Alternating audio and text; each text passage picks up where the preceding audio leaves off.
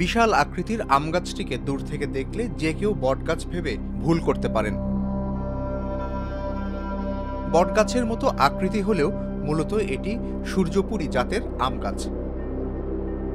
ঠাকুরগাঁওয়ের বালিয়াডাঙ্গি উপজেলার মন্ডুমালা গ্রামে আম গাছটির সঠিক বয়স জানা যায় না।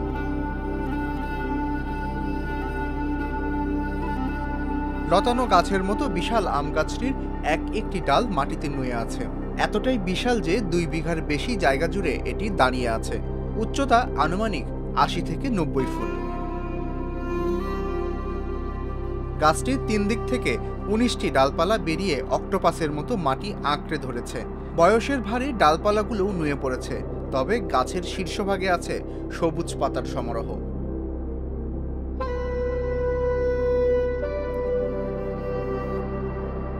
গাছটিতে এবছরও আম ধরেছে।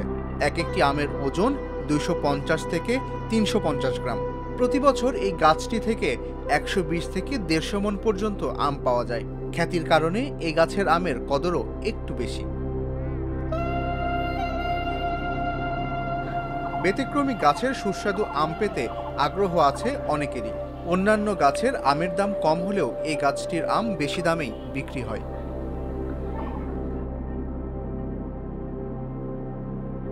স্থানীয়দের মতে এই আম গাছটির ইতিহাস শতাব্দী প্রাচীন।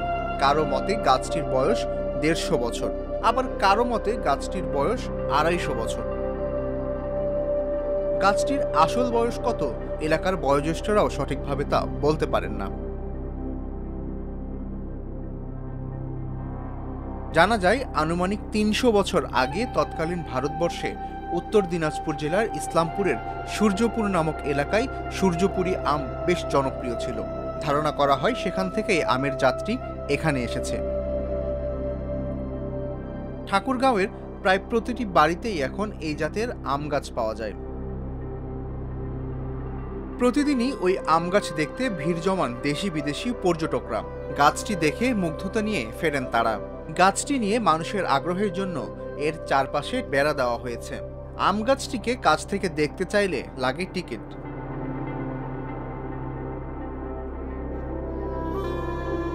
পৈতৃক সূত্রে গাছটির মালিক 2 ভাই সাইদুল ইসলাম ও নূর ইসলাম।